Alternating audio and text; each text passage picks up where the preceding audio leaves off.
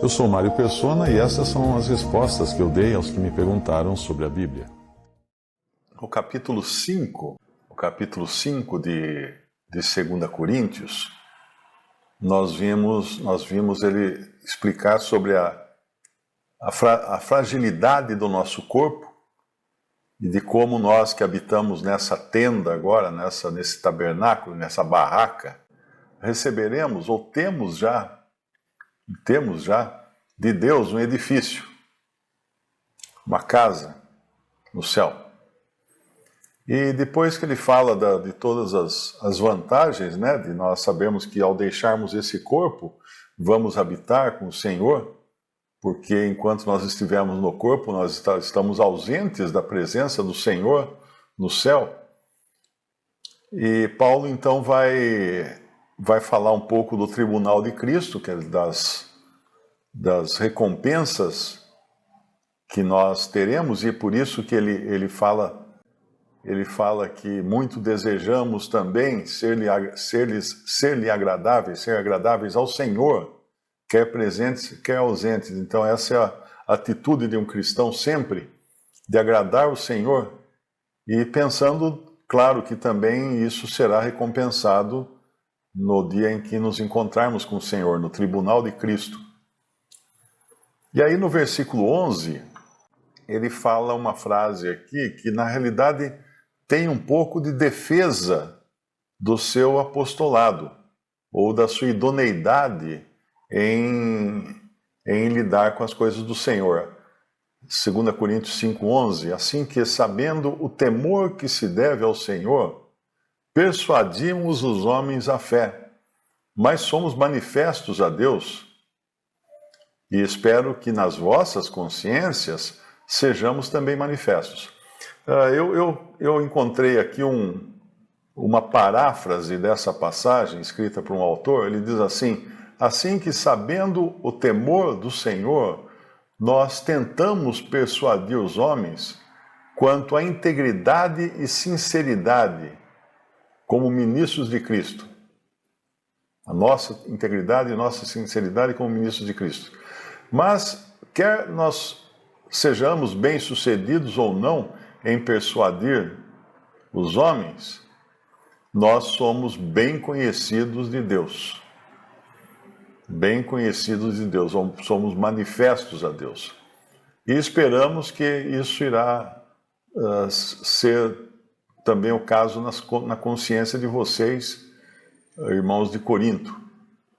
Então, na realidade, aparentemente, ele tenta defender aqui seu ministério, mas logo em seguida ele faz uma correção para deixar claro que não é isso que ele está buscando, não está buscando se defender, não é? Mas apenas apresentar aquilo que realmente era um fato.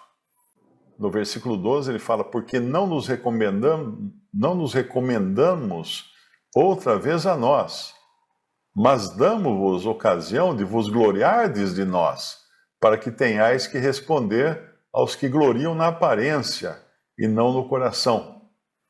Então muitos deveriam talvez colocar em dúvida o ministério de Paulo e dos outros apóstolos, e isso acabava deixando os coríntios, os irmãos, sem uma defesa. Mas ele quer pelo menos dar um embasamento para eles, deixando claro que ali nos apóstolos eles encontravam pessoas sinceras que, sabendo o temor que se deve ao Senhor, buscavam persuadir os homens à fé. Não os coríntios, mas os homens, de uma maneira geral, na obra que eles faziam, no ministério da palavra que eles faziam. E para deixar muito claro que isso não seria, claro, não acabaria sendo de valor para aqueles que olham para as aparências e não para o coração, que ele fala no versículo 12, né? Para que tenhais que responder aos que se gloriam na aparência e não no coração. A gente lembra aquela passagem lá de 1 Samuel, quando Samuel vai escolher quem será o rei de Israel, E o pai de Davi manda primeiro os mais fortes, os mais altos dos filhos, né, os mais maior evidência. E 1 Samuel 16:7 diz assim: porém o Senhor disse a Samuel: não atentes para a sua aparência, nem para a grandeza da sua estatura, porque o tenho rejeitado. Porque o Senhor não vê como vê o homem, pois o homem vê o que está diante dos olhos, porém o Senhor olha para o coração.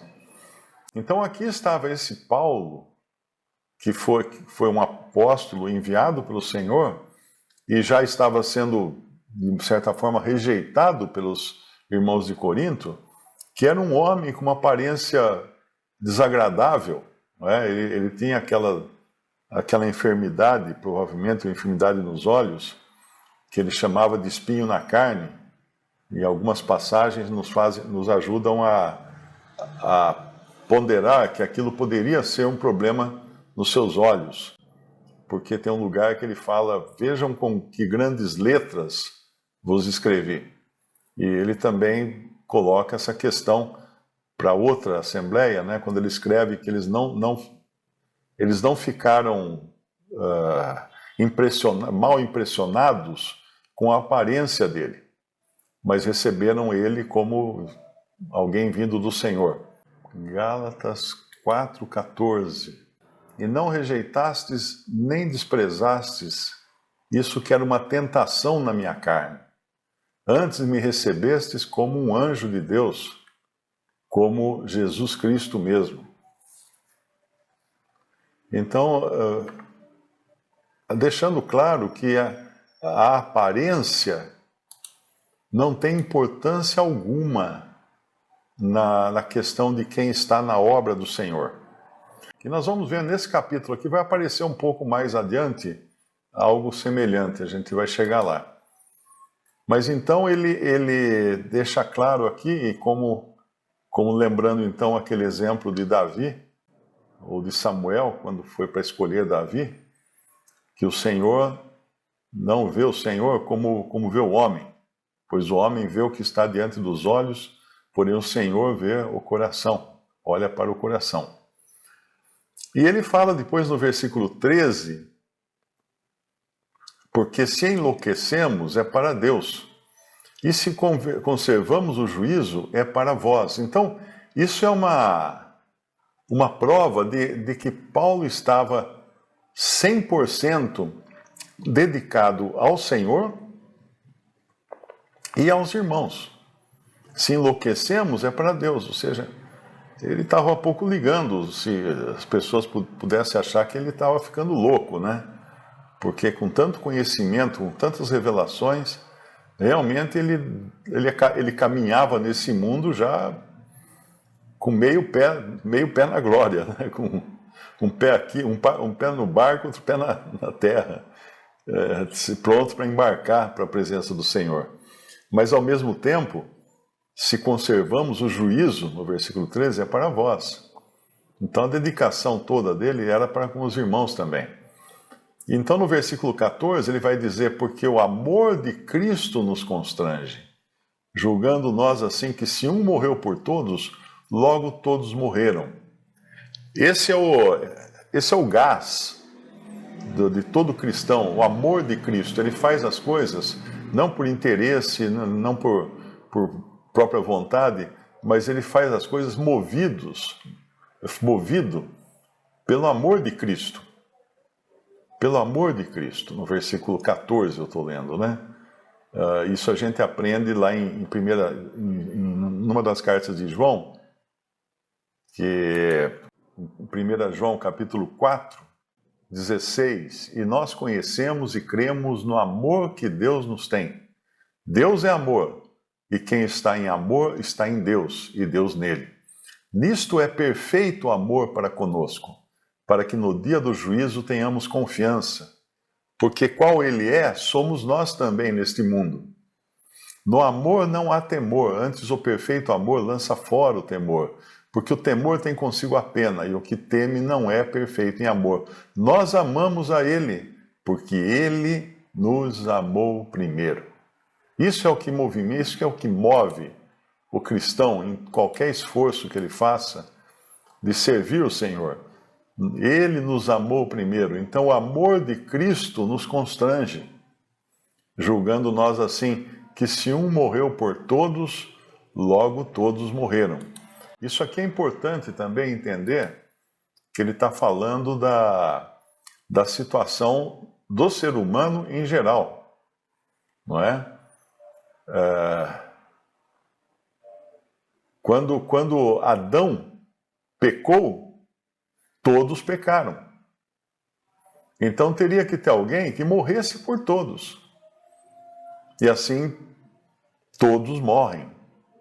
Todos morreram, né? Em Cristo todos morreram. Ou seja, não significa que exatamente que todos serão salvos, né? Mas assim como Adão representou a humanidade ao pecar, Cristo representou a humanidade ao morrer. Ele foi um representante da humanidade caída.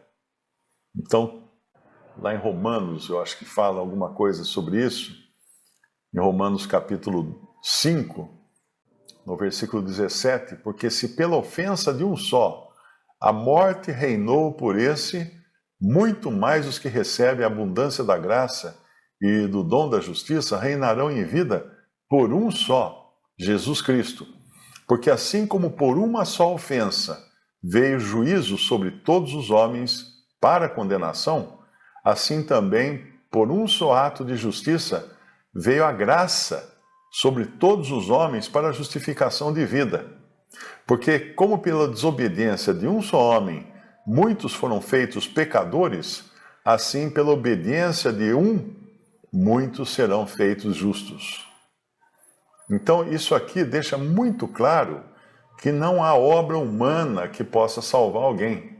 É pela obediência de um só, não pela minha obediência, nem pela obediência de qualquer ser humano que pode haver justificação, pela obediência de um.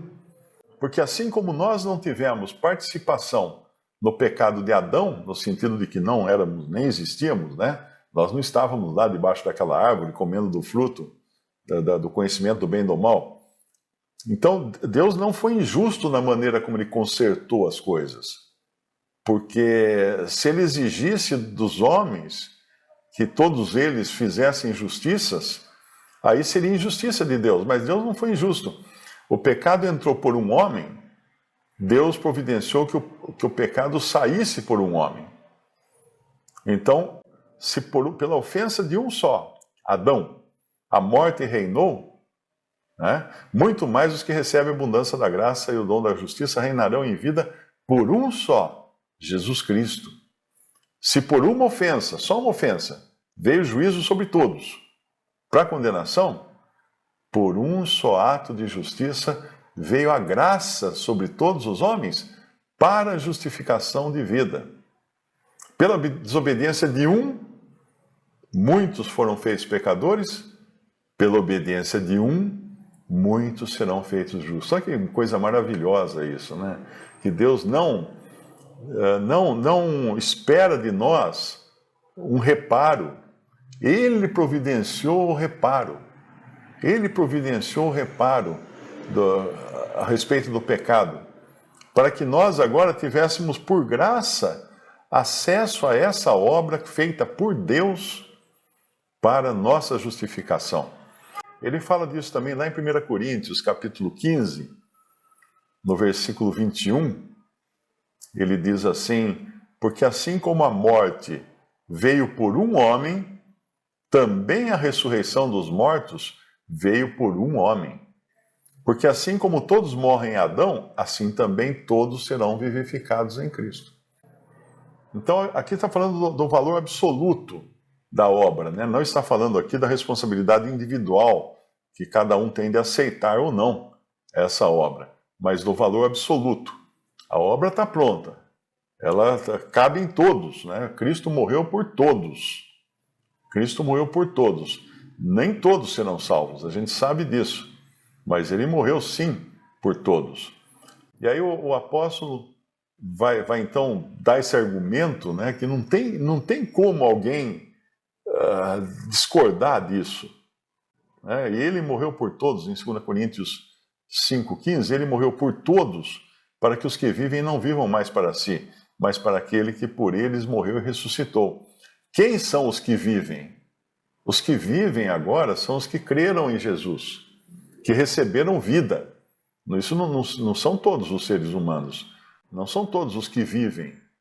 Não é? Então, aqueles que vivem, porque foram vivificados e receberam vida pela fé em Cristo, não podem mais viver para si mesmos, ou não deveriam viver para si mesmos, né? Mas deveriam viver para aquele que por eles morreu e ressuscitou. Visite o canal Respondidas no YouTube. Também respondi.com.br e 3minutos.net. Baixe os livros e o aplicativo.